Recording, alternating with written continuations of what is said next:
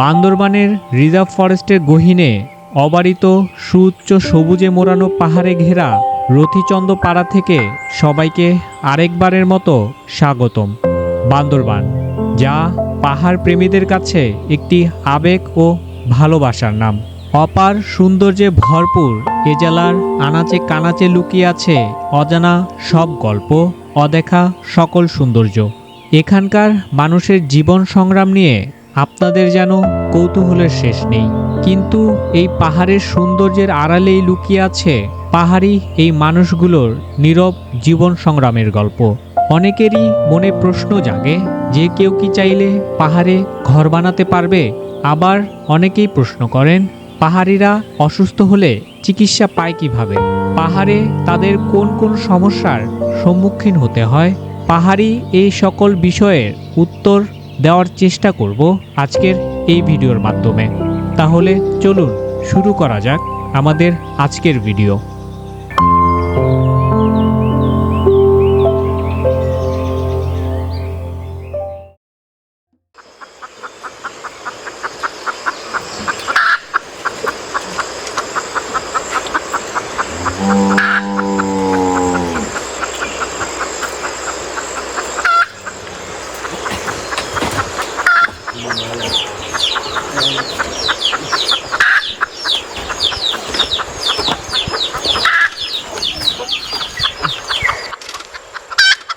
Good morning from রথিচন্দ্র পাড়া। এখন সকাল 5টা। আর শহুরে জীবনে খুব বেলা করে আমরা ঘুম থেকে উঠি, কিন্তু পাহাড়ে আসলে সেই বিষয়টা আমার ক্ষেত্রে একটু ভিন্ন। ঘুম আসতে চায় না, এমনিতেই উঠে যাই।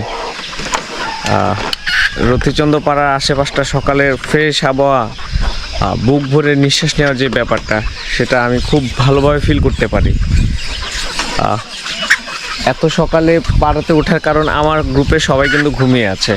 পাড়ার মানুষের বিচরণ আমি দেখতে ভালোবাসি এত সকালবেলা। আচ্ছা, আজকে ঝুমে যাবেন? আচ্ছা,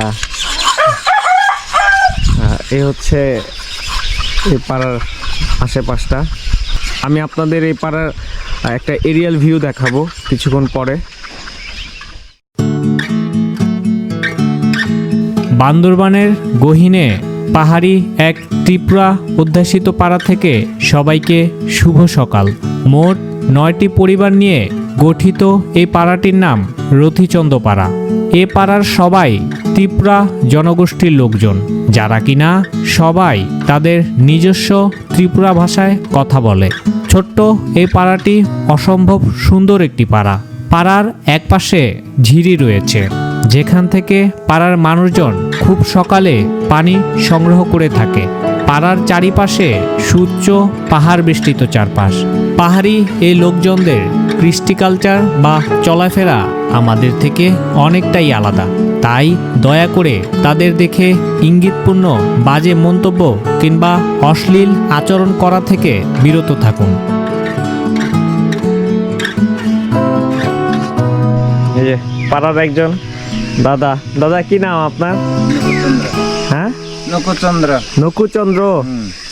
কাঁঠাল কি হয়েছে? ভেঙে গেছে, পরে ভেঙে গেছে। এগুলা কি বিক্রি করে দিবেন? না, এগুলা খাওয়া যাবে না? খাবো। ও, নিজেরা খাবেন? আপনিও খাইতে পারবেন। আমিও খাইতে পারবো? আচ্ছা আচ্ছা। এই যে দেখেন, কাঁঠাল আসছে, একদম ফরমালিন মুক্ত পাহাড়ের কাঁঠাল, তাই না দাদা? এইগুলা দাদা আপনারা বাজারে নিয়ে কত বিক্রি করেন? আমি বিক্রি করে না, খাইছি নিজেদের জন্য।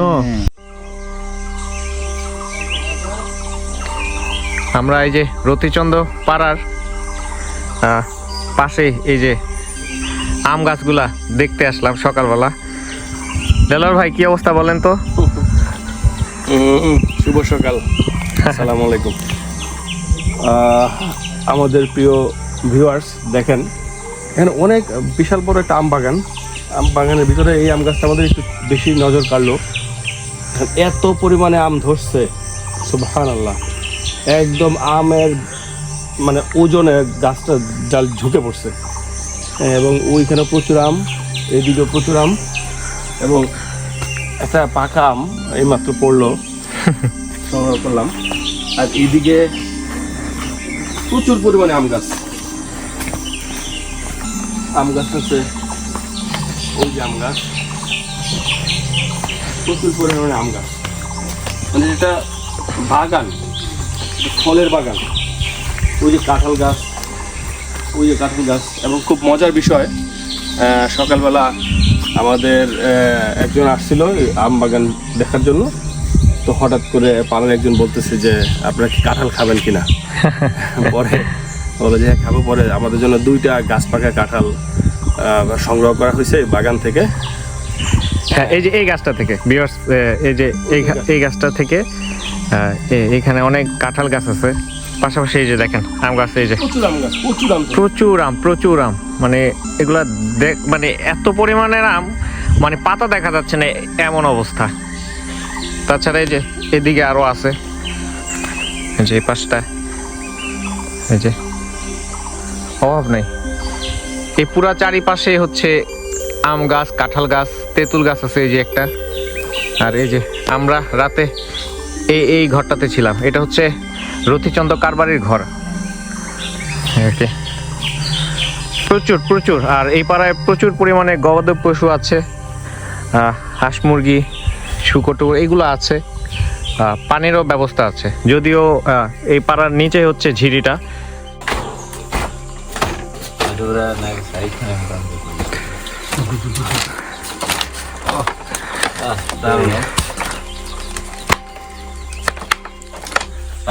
আমাদের এই পাড়া, এই যে রতিচন্দ্র পাড়ার রতিচন্দ্র দাদা আমাদের এই সোয়েটার গিফট করছে, এবং আপনারা এর আগেও দেখছেন আমাদের কিন্তু সকালবেলা 2টা কাঁঠাল গিফট করছে, আম দিচ্ছে কিছু, আর এই যে কলা। কাকাকে অনেক ধন্যবাদ। আমাদের সবাই এখানে আছে, আমরা এটা দিয়ে নাস্তা সারবো। আচ্ছা, এটা হচ্ছে এই পাড়ার একমাত্র স্কুল, তাই না শাফি ভাই? স্কুল বলতে এখানে হচ্ছে ওনারা মিরিঞ্জা থেকে আসছে, আচ্ছা, মিরিঞ্জা দিক থেকে আসছে, 3 মাস হয়ে আসছে আর কি। এখানে ওনার যে হাজবেন্ড আছে উনি হচ্ছে বাচ্চাদের, পাড়ায় যে বাচ্চারা আছে সবাইকে পড়ায় আর কি। আচ্ছা, ও আচ্ছা, ওনারাও এখানেই থাকে। ও আচ্ছা, এইখানেই থাকে। হ্যাঁ, এটাই মানে স্কুল, এবং এখানেই থাকে। আচ্ছা। ওনারা আসছে কাজ করার জন্য আর কি এখানে। আচ্ছা, কাজ করে পাশাপাশি হচ্ছে ওনার হাজবেন্ড পড়াশোনা পারে, তার জন্য এই পাড়ার যে বাচ্চারা আছে সবাইকে এখানে পড়ায় আর কি। আচ্ছা। জোসেফ, তোমাদের এই স্কুলে তোমরা কতজন আছো? 12 জন আছো। আচ্ছা, এই কতদিন হবে এই স্কুলটা হইছে? এই বছরে শুরু করছে। এই বছর শুরু করছে, তার মানে 1 বছর হয় নাই। আচ্ছা, কতজন ছাত্র আছো তোমরা? 12 জন। আচ্ছা, 1 থেকে 5 পর্যন্ত পড়ালেখা করা এখানে হয় না? কোন ক্লাসে পড়ো? 3-তে। তুমি? পঞ্চম শ্রেণীতে। আচ্ছা, ওদের ভাষ্যমতে এই স্কুলটাতে মানে 1 থেকে 5 পর্যন্ত পড়ালেখা হয়। আচ্ছা জোসেফ, তোমাদের এই পাড়াতে অন্য কোনো পাড়া থেকে আসে নাকি এই স্কুলে পড়াশোনা করতে? হ্যাঁ, আসে না। আসে নাই? তোমরা এই পাড়ার লোকজনরাই পড়াশোনা করো, বাচ্চারা? আচ্ছা, এটার জন্য কি কোনো টাকা দিতে হয় নাকি? টাকা দিতে হয়? ও আচ্ছা, যাই হোক, যেটা বুঝলাম এই পাড়াতে ওরা হচ্ছে ওই বছরে 12,500 টাকা করে দিতে হয়। কারবারি দাদা যেটা আমাকে যা বললেন, 1 বছরে, তবে টাকাটা ভেঙে দেওয়া লাগে এই আর কি। আর এখানকার স্থানীয় যে পাড়ার ছেলে পেলে আছে, ছোট বাচ্চারা, তারাই হচ্ছে এখানকার পড়াশোনা করে, এবং সেই সাথে অন্য কোনো পাড়া থেকে এই পাড়াতে পড়াশোনার জন্য আসে না, যদিও চাইলে আসতে পারে, 2 ঘন্টার দূরত্ব। আমরা অন্য পাড়ায় যেমন দেখেছি, অন্য পাড়াগুলোর থেকে এক পাড়া থেকে অন্য পাড়ায় পড়াশোনা করার জন্য যায় বাচ্চারা, কিন্তু এই এরিয়াটার মধ্যে, এই পাড়াটার মধ্যে রতিচন্দ্র পাড়ার লোকজনরাই, ছোট বাচ্চারাই শুধু পড়াশোনা করার জন্য এখানে পড়াশোনা করে। এর বাইরে কেউ অন্য পাড়া থেকে এই পাড়ায় আসে না পড়াশোনার জন্য। এনজিও থেকে স্কুলটা করা হয়েছে থেকে। এনজিও থেকে কি দাদাকে কি কোনো টাকা দেয় বেতন হিসেবে? বেতন হিসাবে মাসে 3,000 টাকা পায়। ও আচ্ছা, মাসে 3,000 টাকা পায়। 3,000 টাকা করে এনজিও থেকে দেয় তাকে। ও আচ্ছা আচ্ছা। আর এবার পাড়া থেকে দেয় টাকা? না, পাড়া থেকে কোনো টাকা দেয় না। তো পাড়া থেকে কোনো টাকা দেয় না। আচ্ছা, এটা হচ্ছে বেতন হিসাবে এনজিও থেকে 3,000 টাকা করে দাদাকে দেয়। আচ্ছা পড়ায়। আচ্ছা। দিদি, আপনার কয় ছেলে মেয়ে? মেয়ে একজন ছেলে একজন। ও মেয়ে একজন সুখী ছেলে একজন, সুখী পরিবার। যাক, পরিবার। এই হচ্ছে এই পাড়ার অবস্থা। পাড়াটা খুবই সুন্দর, খুবই ভালো লাগে এই পাড়াটা। পারবারই ওরা বলতেছে আমাদের পাড়া কেউ শিক্ষক নাই, তাই তোমরা এসে পাড়া ছাত্রদেরকে একটু শেখাও। ও আচ্ছা আচ্ছা। আর এমনিতে ধরেন দিদি, যদি আমি এসে এখানে ঘর করতে চাই তাহলে কি আমি থাকতে পারবো? অবশ্যই অবশ্যই থাকতে পারবো। এই জন্য কারবারিকে কোনো টাকা দেওয়া লাগবে না? ও আচ্ছা, তার মানে কারবারির কোনো আর টাকা? আমরা মানে একই জায়গার জন্য হচ্ছে মানুষ মেরে ফেলি, হ্যাঁ হ্যাঁ, অদ্ভুত একই জায়গার জন্য মানুষ মেরে ফেলি। মায়ের ফেলি। কতটা ডিস্টেন্স আমাদের মানসিক মানুষের কথার মধ্যে আসলে। কতটা ডিস্টেন্স। দিদি, এই ঘর বানাইতে কত টাকা লাগবো? টাকা লাগে না, টাকা বাঁশ কাটতে হয়, বহন করতে হয়।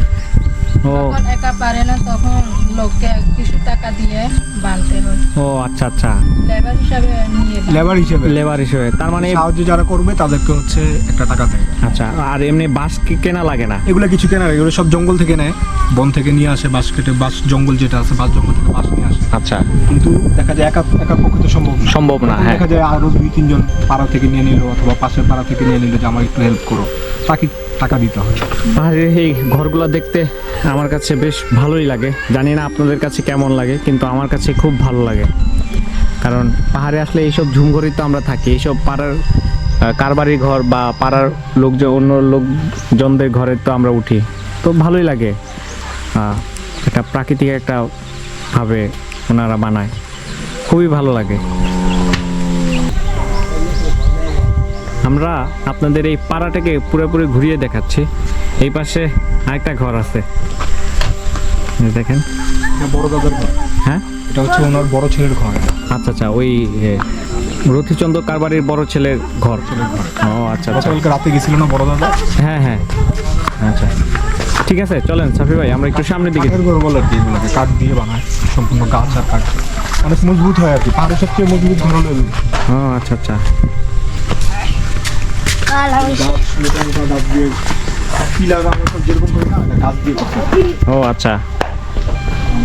এই পাড়ায় অনেক মানে আম গাছ, মানে আমরা কিছুক্ষণ পর পরই মনে হচ্ছে আর ইচ্ছা যাচ্ছে আর আম খাচ্ছি। ঠিক আছে, এই পারে, এই যে এই পাশে অনেক আম গাছ। যে বড় মা আছে তো, বড় মা,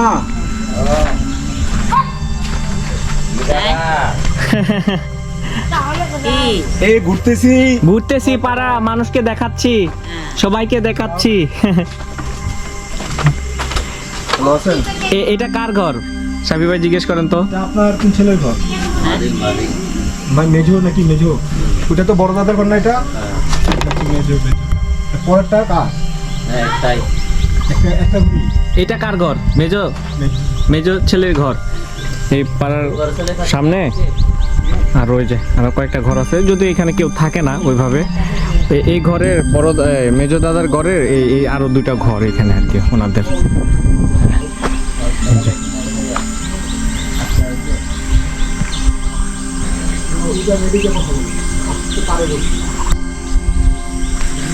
এই যে আম গাছ, ওনারা এই আমগুলা আর কি বিক্রি করে বলতে একটা 3 টাকা পিস। আপনারা যদি এমনি খেতে চান ওনারা কোনো টাকা রাখবে না। ঠিক আছে, আম রূপালি একদম অনেক ভালো আম। এই যে হাঁস মুরগির ঘর।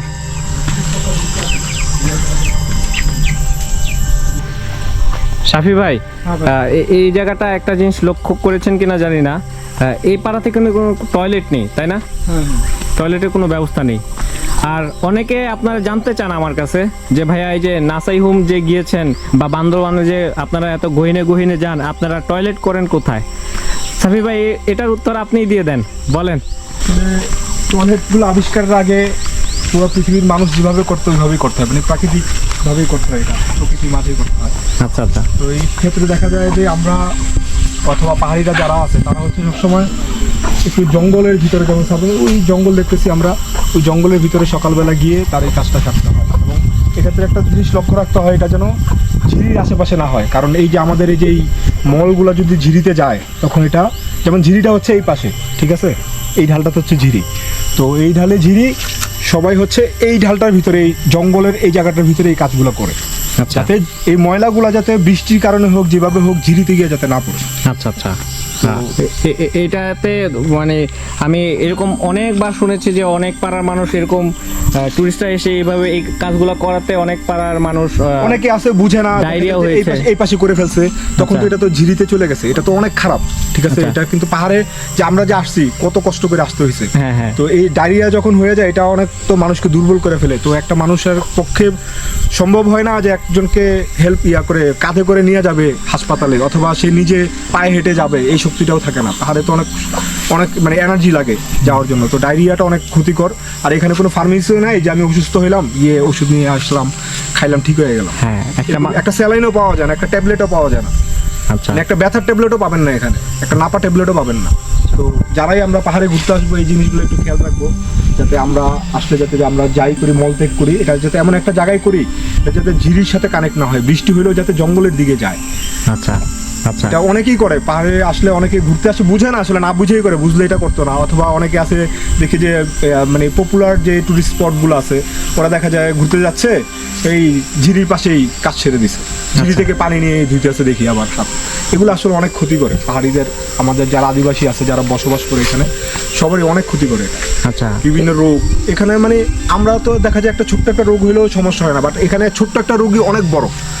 রাইট, অনেক বড়। সাপোজ আমাদের এখানে ক্যান্সার যেরকম আমাদের মরণঘাতী। শহরের জন্য মরণঘাতী, এখানে ডায়রিয়াও এখানে মরণঘাতী। আচ্ছা। বাট ডায়রিয়া কিন্তু আমাদের এখানে কিছু না, একটা ট্যাবলেট খেলাম, 2টা রোগ শেষ। হ্যাঁ এর আগের বছর যেমন এই রেঞ্চুং পাড়ায় 2 জন মানুষ মারা গেছে। হ্যাঁ, হ্যাঁ, ডায়রিয়া তো অনেক- তাছাড়া ওই অঙ্গয়ের পাড়ার পরে আরেকটা পাড়া আছে, ওই পাড়াটার টাঙ্কুয়াইন পাড়াতে অনেক মানুষ মানে ডায়রিয়াতে মানে গুরুতর মরণঘাতী সাপোজ অবস্থায় পড়ে আছে। ক্যান্সারের যেই লেভেলের সেই সেম লেভেল, কারণ এখানে তো চিকিৎসা নাই, আচ্ছা হ্যাঁ হ্যাঁ চিকিৎসা নাই।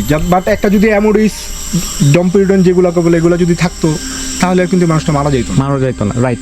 তো আপনাদের কাছে আরেকটা রিকোয়েস্ট, যারা আপনারা এই বান্দরবানে আমার ভিডিও বা এমনিতে কোথাও বেড়াতে যান, পাহাড়িদের জন্য আপনারা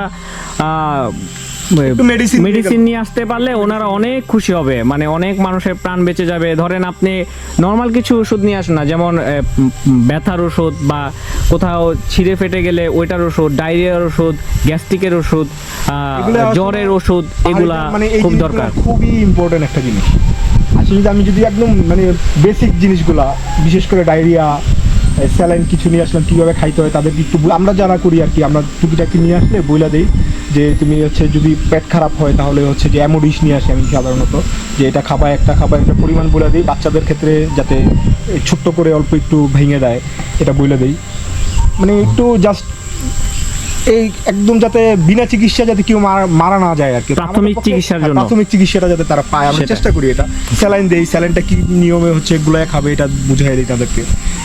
তো এটাই আর কি পাহাড়িদের এই জিনিসটা। আরেকটা হচ্ছে শীতের কাপড়টাও খুব ইম্পর্টেন্ট। আপনারা যারা এই ঘুরতে আসবেন যদি সম্ভব হয় শীতের কাপড় নিয়ে আসেন তাদের জন্য, হ্যাঁ একটা সোয়েটার যদি নিয়ে আসেন। আমি দেখি কি একদম ভোর 3টা 4টা যখন হচ্ছে একদম বেশি শীতটা পড়ে, বাতাসটা পড়ে, পাহাড়িরা ঘুমাইতে পারে না, তখন হচ্ছে তারা বাইরে আইসা সবাই একসাথে আগুন জ্বালে 4টা বাজে ভোরবেলা।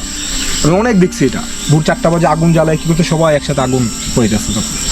আচ্ছা মানে এইগুলো আসলে কি যে একটা কষ্ট, মানে বুঝাইতে পারবো না এগুলো।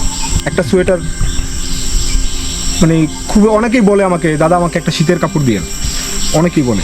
তা আমিও ট্রাই করি, আমার পক্ষেও আসলে এরকম পসিবল হয় না, সবাইকে তার আমি দিতে পারবো না একা।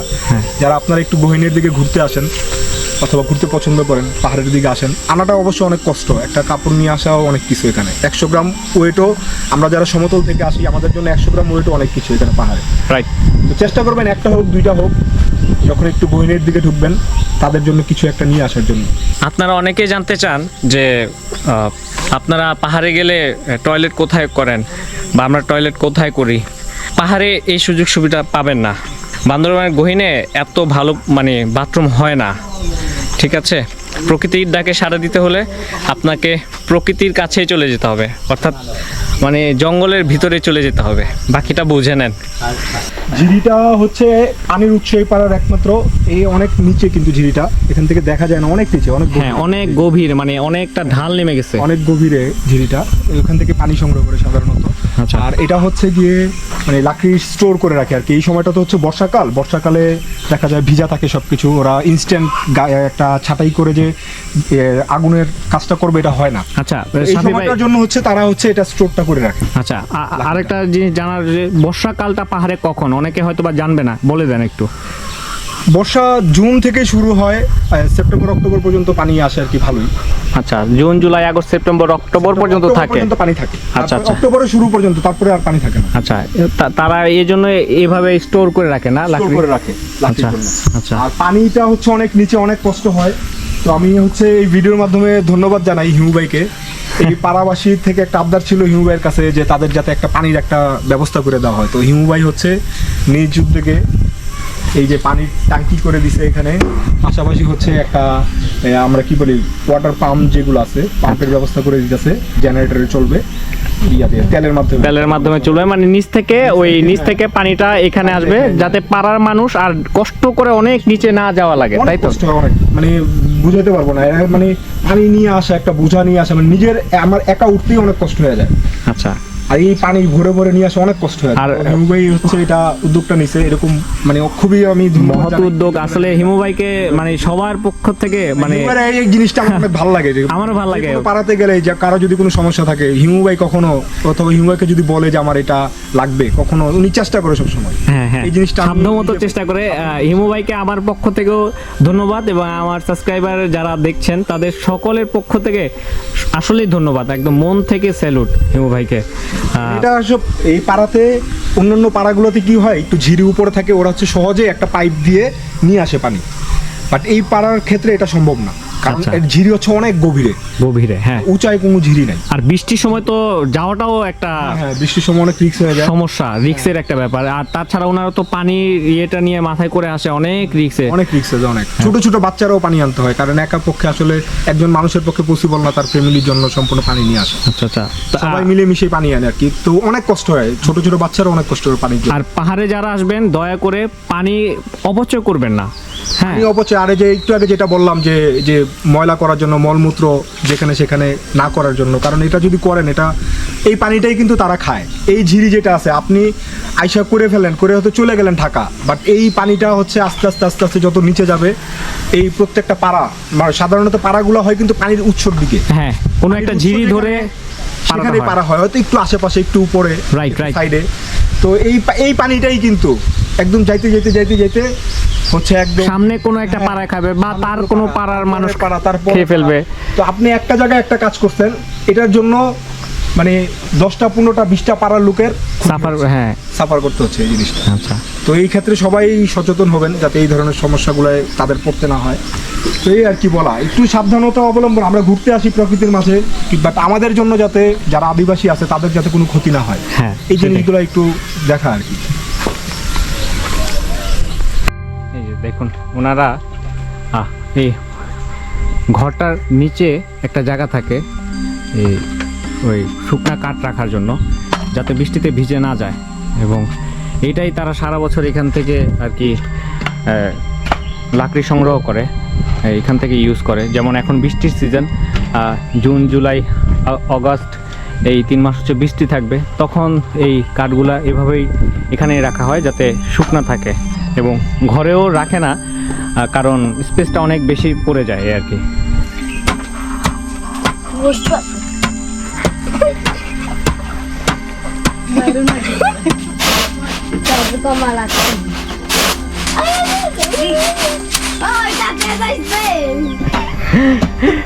শাফি ভাই হচ্ছে পাহাড়ি হওয়ার চেষ্টা করতেছে। পাহাড়ি থেকে যাবো, কাজ করছি। পাড়ার মানে বাচ্চাগুলা খুবই সবাই ফ্রেন্ডলি, মানে সবাই আমরা এখানে একসাথে দূর থেকে দেখতেছিলাম, ওরা মানে অনেক দুষ্টামি পারলাম করতেছে, ভালো লাগতেছে, ওরা দুষ্টামি করতেছে। পাড়ার এইসব বাচ্চারা যখন এই যে হাসি খুশি থাকে, দৌড়াঝাপ করে, যখন ড্রোন ফ্লাই করি তখন ওরা সবাই একসাথে ছিল আজকে সকালে, মানে ওই জিনিসটা অনেক ভালো লাগে, ওরা অনেক খুশি হয়, যার কারণে বাচ্চাদের সাথে আসলে আমরাও বাচ্চা হয়ে যাই, জিনিসটা এক মুহূর্তের জন্য ফিল করি যে আমিও বাচ্চা হয়ে গেছি, ভালোই লাগে, খারাপ না। এই অনুভূতিটা অন্যরকম। এই পাহাড়ে এসে পাহাড়ি মানুষজনদের সাথে সবাই কিন্তু মিশতে পারে না। আমি বলবো যারা আসেন পাহাড়ি মানুষজনদের সাথে মিশেন, আশা করছি যদি আপনি মিশতে পারেন ভালো লেভেলের একটা আতিথেয়তা পাবেন এদের কাছ থেকে। Welcome welcome. ওর নাম জানি কি ভুলে গেলাম। কাতুতি নাও, তুমি নাও। প্রেমা ও প্রেমা। না খাতিতি ওর না ও আচ্ছা ওন ও কাইনি মামলে বলা কাইনি আগে চাচ্ছা আর কি আছে না ধরো আচ্ছা তোমরা এক এক করে নাও। ও সেটা কি আলা রে এই যে ওরে ওরে দেন। সেটা কি আলা এখন কয়টা বাজে? এখন 3:30 বাজে। আমরা আম ভর্তা খেলাম, তারপরে আর অনেক কিছু খেলাম। খাওয়ার পরে এখন এই যে ওদের সাথে একটু সময় পার করছি আর কি। আর ওয়েদারটা দেখেন, খুবই ভালো একটা আবহাওয়া।